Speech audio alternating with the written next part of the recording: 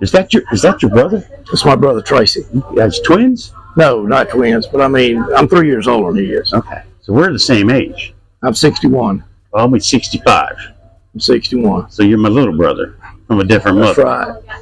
Well, I just got a couple questions for you. You know, of course, you're aware there are 4 different types of barbecue. You got Texas, Kansas City, Memphis, and Carolina. Right. Of those 4 major ones, do you have a preferred one you like to cook? Sure. I mean, what I like is the Carolina style, which is basically, me being from Georgia, all of that comes down through Georgia historically. The Carolina style, the vinegar base, the crispy hog skin, that type of cooking with direct heat. It's the way I learned to cook. My dad had to take that barbecue business, and that's what we did. We went one day and got wood, we split. Then we cooked on the weekends, well, cooked on Thursday to serve on Friday. If we had any left, we served on Saturday. But it was shoveling the coals, Right. mopping with the vinegar mops and that type of thing, and that's my style.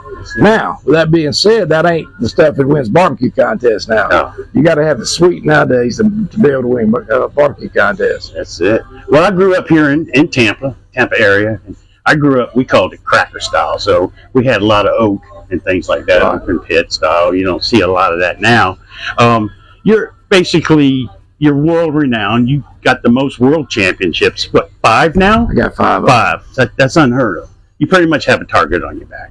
Pretty much. And so do a couple of the other guys. There's a lot of good cooks here. And you got a lot of them around you. With that said, do you feel intimidated by anybody out here? I have to ask you. No, I don't feel intimidated by anyone. I don't think anybody's intimidated by me. Back in the day when I was running 15 straight years from 96 to the probably early 2010s maybe, I used to do 45 contests a year. And they could be Florida Barbecue Association, they could be KCBS.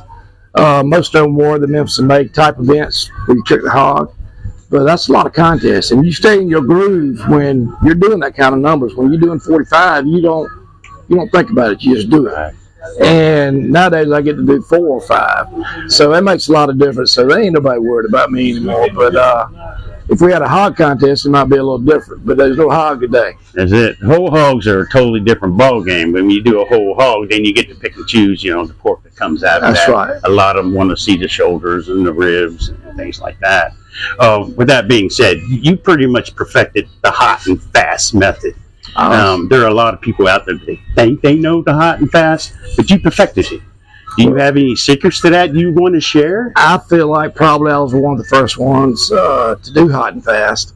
And I found out quick that, sitting out here at night doing that low cook at 12 hours on a piece of meat and stuff, you got to have rest to be able to do this stuff the next day. You got to be on point. You can't be tired trying to build boxes. You miss steps. You miss saucing or dusting where you rub or whatever it is if you're tired. And I figured out a way where I could go into the room on Friday by 5 o'clock after prepping and going to cook's meeting, get in the bed and get up at 2 or 3 o'clock, come out and start the fire then. But you go from 225 to I'll run on my big meats, which is brisket and bust, probably 350. And I can cook a 20-pound brisket in 4 hours. Well, my last one, to be honest with you, it was an 18-pound, it took 20 hours. But I did it on my back porch. Right. It's just me and my family and people that live on my mountain, because there's only like 9 of us. Right. And that's all that lives around there. Right. But you lived a life, and like I said, everybody out here is pretty much family. And with that being said, I really appreciate you coming out here and sharing your stories with us. I greatly appreciate you. You're very welcome. I really do. And thank you for supporting this wonderful organization. Well, you can thank Ronnie for it. And I'm always glad to do things like this for a good cause. But she made me aware of it and didn't let me forget it. She's very persistent. She is that. But I will say this. I had a contest right there close to me this weekend. We had thought about going to in Baxley, Georgia, and that's probably an hour and 15 minutes from my house.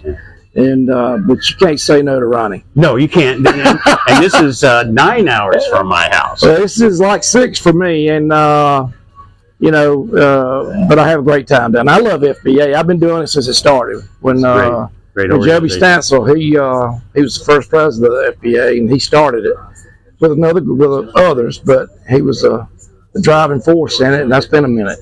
Great. It's fun to do it. Again, thank you so much, Myron. I Thank you, appreciate Dennis. your time. Thank you. Yes, sir. Thank you.